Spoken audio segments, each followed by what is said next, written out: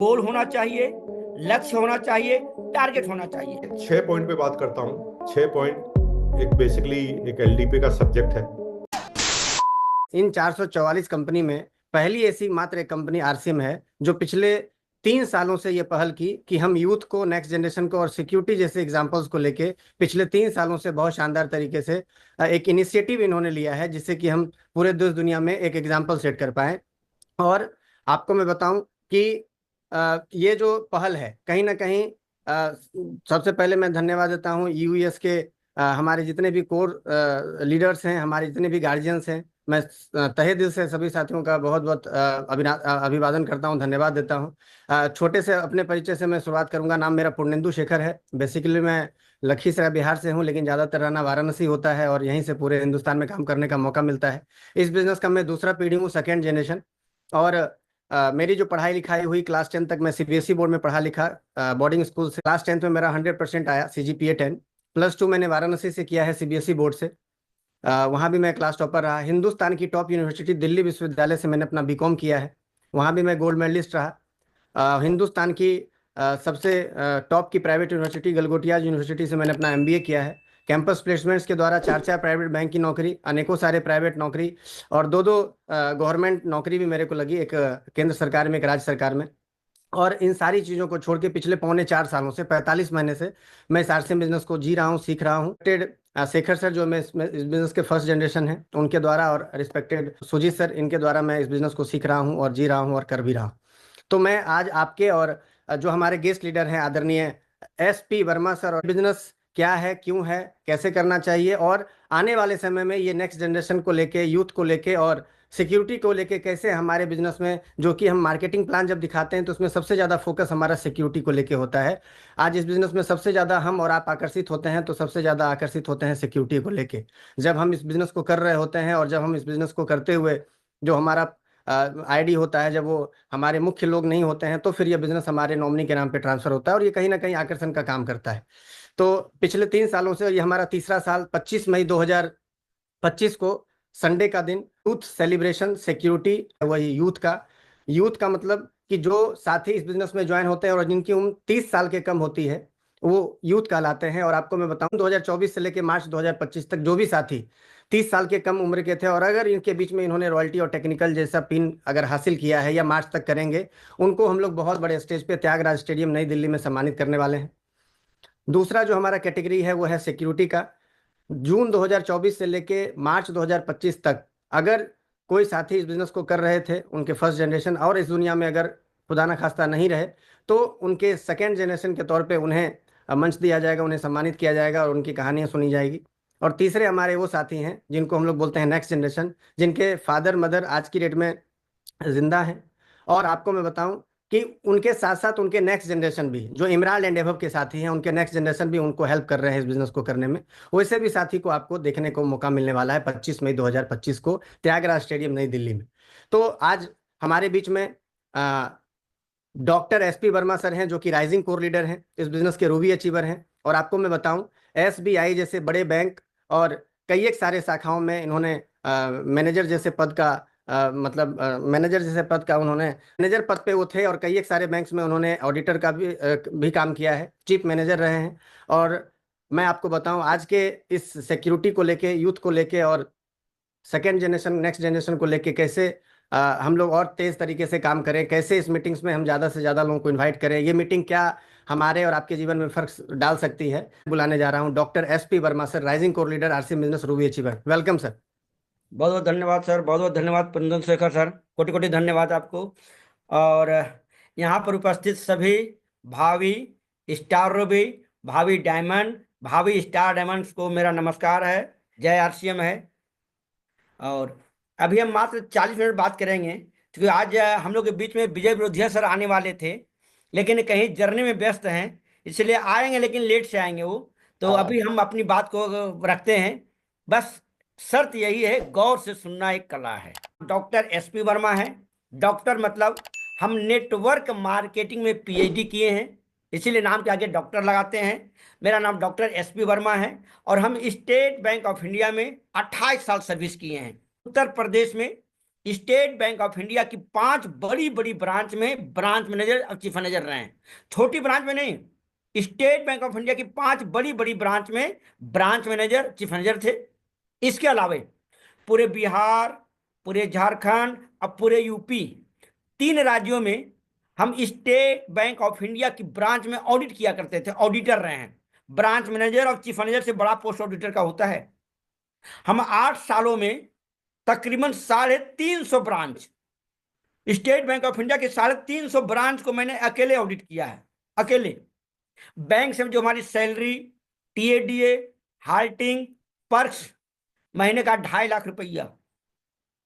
इतना बड़ा बैंक, इतना बड़ा पोस्ट, इतना बड़ा रुतबा, इतनी बड़ी फैसिलिटी, फिर भी आरसीएम क्यों कर रहे हैं?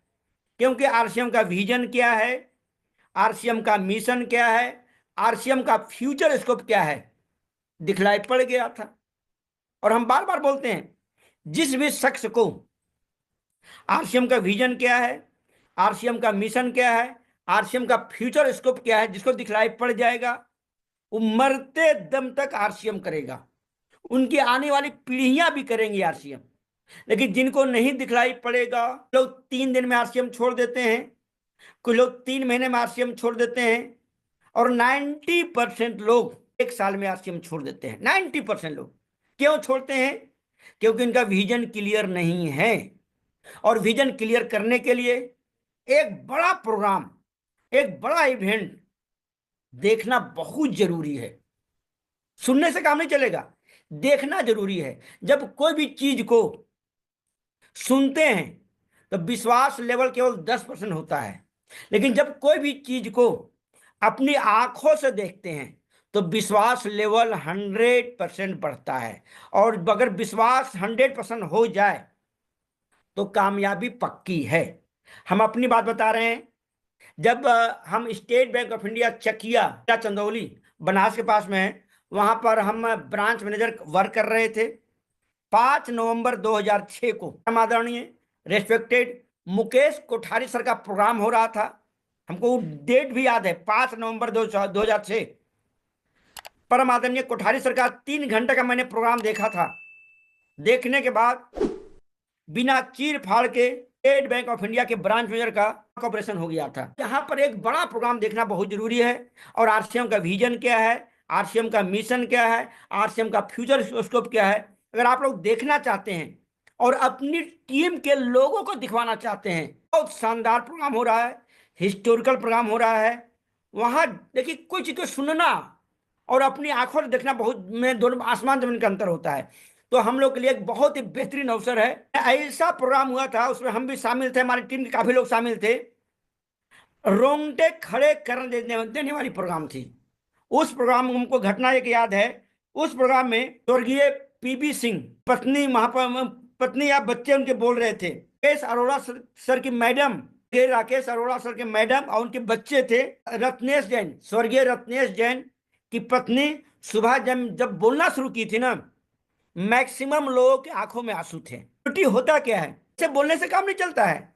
जब उस घटना को जब सामने से देखा जाता है ना, तो जिंदगी भर याद रहता है, जिंदगी भर याद रहता है। अपनी आंखों से देखने के बाद रिजल्ट बहुत बड़ा मिलता है। और इस जिंदगी में जिसने भी गोल्डन अवसर को जकड़ के पकड़ लिया, उस शून्य से शिखर पर जाएगा, गरीबपुर से अमीरपुर जाता है, जीरो से हीरो बनता है। इस दुनिया में ये जो मानव जिंदगी मिला है, इस मानव जिंदगी में जिसने भी गोल्डन अवसर को पकड़ा है वो बहुत आगे गया है। 25 मई 2025 आप लोग के लिए एक गोल्डन अवसर है, एक सुनहरा अवसर है, एक बहुत ही बेहतरीन अवसर है। उस प्रोग्राम में अपने टीम के साथ जाना जरूरी है। उसके लिए एक गोल होना चाहिए, लक्ष्य होना चाहिए, टारगेट होना चाहिए। बहुत लोग हमसे पूछते हैं कि वर्मा सर, आप स्टेट बैंक में चीफ मैनेजर रहे हैं, ऑडिटर रहे हैं, ब्रांच मैनेजर रहे हैं, 12-12, 14-14 घंटा की ड्यूटी करते थे, आप आरसी में कैसे बहुत तेजी से आगे बढ़े हैं? जवाब एक ही है, जिस काम को करने से बहुत बड़ा रिजल्ट मिले वो काम करना चाहिए, और वही काम ही करना चाहिए। गौर से, हम स्टेट बैंक के बड़ी बड़ी ब्रांच में 12-12, 14-14 घंटे की ड्यूटी करते थे, 14-14 घंटे की ड्यूटी करते थे। फिर भी आरसीएम में हम बहुत तेजी से आगे क्यों बढ़े? क्योंकि हमारे दिमाग में पहले से ही एक बात याद रह गई थी कि जिस काम को करने से बड़ा रिजल्ट मिले वो काम करना चाहिए। देखिए, 3 तरह के काम होते हैं, गौर से सुनिएगा, सुनना एक बहुत बड़ी कला है। पहला होता है मस्ट टू डू लिस्ट का काम है, मस्ट टू डू लिस्ट, उसको करना ही करना है चाहे कुछ भी हो जाए। दूसरा होता है टू डू लिस्ट, समय मिले तो उसके बाद उसको करना है। और तीसरा होता है never never never to do, उसको कभी नहीं करना है। एग्जाम्पल देते हैं, आज प्रोग्राम हो रहा है, बहुत सारे लोग प्लान दिखा रहे होंगे, होम मीटिंग कर रहे होंगे, वो सेकेंडरी वर्क है। अभी जो आप लोग अटेंड कर रहे हैं वो हो गया मस्ट टू डू लिस्ट। तीसरा होता है नेवर टू डू लिस्ट, उसको कभी नहीं करना है। एग्जाम्पल, टीवी देखना, रील्स देखना, आलतू फालतू का यूट्यूब वीडियो देखना, ये हो गया नेवर, उससे कुछ रिजल्ट मिलने वाला नहीं है। तो आप लोग के लिए अभी जो मस्ट टू डू लिस्ट में है 25 मई को तो नेक्स्ट जनरेशन का प्रोग्राम हो रहा है, उसकी जबरदस्त तैयारी करवाना। उसके लिए एक गोल होना चाहिए, टारगेट होना चाहिए, लक्ष्य होना चाहिए। क्योंकि बिना टारगेट के दुनिया में कोई भी काम होता नहीं है। उसके लिए केवल आपको नहीं जाना है, आप अपने फैमिली के साथ जा सकते हैं, जाना जरूरी है, बच्चे के साथ जाना जरूरी है, पत्नी को साथ में ले जाना जरूरी है, और पूरे टीम के लोगों को बोलिए कि विथ फैमिली वहां जाएंगे। जाने के बाद बहुत बड़ा रिजल्ट मिलने वाला है। तो लक्ष्य होना चाहिए, टारगेट होना चाहिए, गोल होना चाहिए। मेरा मानना है जो भी रॉयल्टी अचीवर हैं वो अपने टीम के साथ कम से कम 50 लोगों के साथ चलना चाहिए, से 50 लोगों के साथ में। जो पर्ल और स्टार पर्ल अचीवर हैं, गौर से सुनिएगा, गौर से सुनिएगा, जो पर्ल और स्टार पर्ल अचीवर हैं अपने टीम के साथ कम से कम 100 लोगों के साथ में चलना जरूरी है। इमराल्ड स्टार इमराल्ड साथी हैं, एक टारगेट लीजिए, मिनिमम कम से कम 100 लोगों के साथ में चलना जरूरी है। क्यों? जिंदगी में गोल होना चाहिए, लक्ष्य होना चाहिए, टारगेट होना चाहिए। तो एक गोल सेट कीजिए, meeting, weekly meeting, seminar, 1-to-1 counselling, team की काउंसलिंग द्वारा एक काम पूरा करना ही करना है। फिर से बोल रहे हैं, बार बार बोलेंगे, काम को करने से बहुत बड़ा रिजल्ट मिले वो काम करना चाहिए। लिखते लिखते अमीर बन जाए, लेकिन वो अमीर वही बनेगा जो लिखेगा। भगवान कहेंगे तथास्तु। तो जब भी कोई जूम मीटिंग हो, सेमिनार हो, मीटिंग हो, काउंसलिंग हो, आपके पास डायरी पेन होना चाहिए। एक शब्द आपकी जिंदगी को बदल सकता है। तो आज हम भी बिल्कुल देर नहीं करेंगे, लेकिन आज हम भी सीखने के लिए आए हैं। लोगों की तकदीर बदली है, आज हम लोग के बीच में है, उनकी बातों को गौर से सुनना है, नोट बनाना है और इम्प्लीमेंट भी करना है। तीनों चीज बहुत जरूरी है, गौर से सुनना है, बनाना है और इम्प्लीमेंट भी करना है। तो हम आप लोग की जबरदस्त तालियों के बीच में हम इन्वाइट करते हैं आरसीएम के अमिताभ बच्चन, शिल्पकार, मसीहा, गुरुदेव, परम आदरणीय मुकेश कोठारी सर को इनवाइट करते हैं। आप लोग जबरदस्त सर की जिंदगी से मैं बहुत ज्यादा प्रभावित हूँ, और मैं तो इवन दिन मेरे को जब भी कोई बड़ा अफसर मिलता है तो मैं सीधा डायरेक्ट एसपी वर्मा जी से उनकी बात करा देता हूँ। मैंने कहा भाई इनसे बात कर लो, इनसे बड़े तो नहीं होंगे ना आप। और कई लोगों को मैंने ज्वाइन कराया, चाहे वो इंश्योरेंस के बड़े बड़े मैनेजर हो, चाहे बैंक के मैनेजर हो, एसपी वर्मा सर को देख देख कर हमने कई लोगों को ज्वाइन करा दिया। बात करते हैं, देखिए जीवन में एसपी वर्मा सर ने जैसे कहा था ना कि माहौल में रहना है, माहौल बनाना है और माहौल में लेकर जाना है। तो माहौल में रहना है और माहौल बनाना, उसके बारे में मुझे बहुत ज्यादा बोलने की जरूरत नहीं है। माहौल में लेकर जाना है, इसका मतलब है कि 90%, 83% लोग जो है ना, वो जीवन में आंकड़ों को नहीं देखते, इन परसेंटेज में नहीं जाते कि कौन सा काम सक्सेसफुल हो जाएगा, कौन सा नहीं होगा। 83% लोग निर्णय लेते हैं आंखों से। जब वो किसी चीज को देख लेते हैं ना, तो देखने के बाद वो उस चीज का निर्णय ले लेते हैं। तो हमारी जो 5 इंद्रियां हैं, चाहे नाक हो, चाहे जबान हो, चाहे कान हो, चाहे आंख हो, चाहे त्वचा हो, इसमें 83% जो इंद्री है वो काम करती है आंख। और जब हम एक बार किसी चीज को देख लेते हैं ना, तो फिर हमारे हमेशा वो केंद्र में छा जाता है। जैसे मैं एग्जांपल देता हूं आपको, 9/11 का अटैक हुआ अमेरिका पर, 9/11 आई थिंक ज़्यादा समझाने की जरूरत नहीं है, सभी लोग समझ गए होंगे।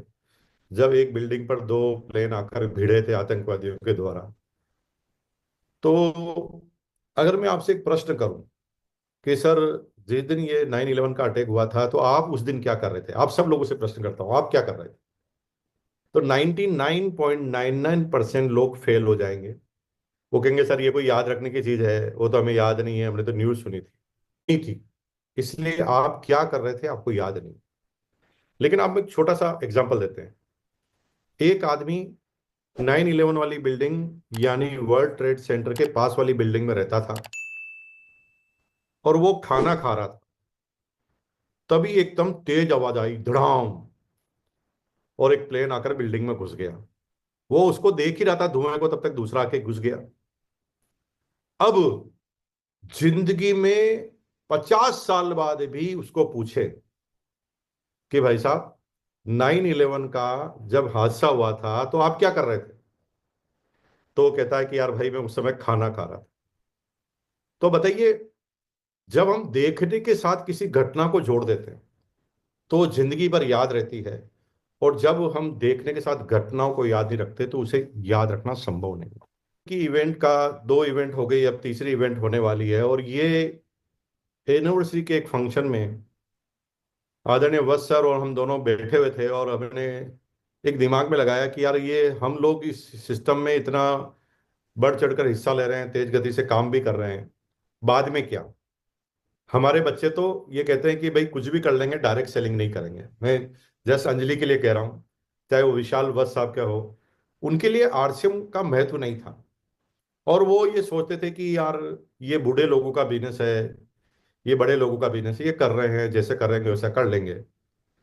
तो एक चिंता सताती थी कि नेक्स्ट बाद में क्या। तो ये बच्चे जब तक देखते नहीं तब तक वो इस चीज को चार्ज नहीं हो सकते। और उसका नजरिया है कि मिस्टर अभिषेक छाबड़ा सर एक इवेंट में आए, उन्होंने अपनी जिंदगी का मेन ध्येय आरसीएम को बना लिया। अंजलि एक बेहतरीन जॉब में थी, आज उसके जीवन में आरसीएम से बढ़कर कुछ नहीं।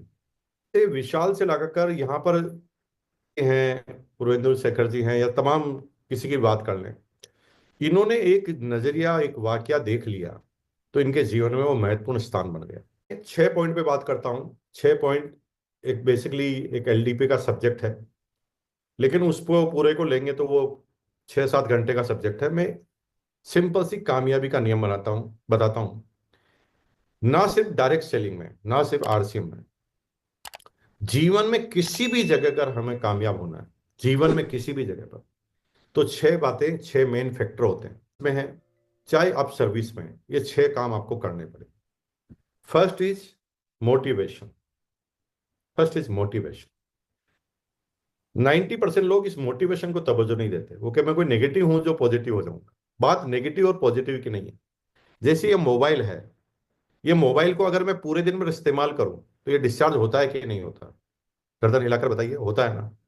यानी जिस भी पॉइंट पे एक्टिविटीज होती है, चाहे वो इंसान हो, चाहे जानवर हो, चाहे मोबाइल हो, वो एक्टिविटीज तभी होती है जब उसमें चार्जिंग की जाए।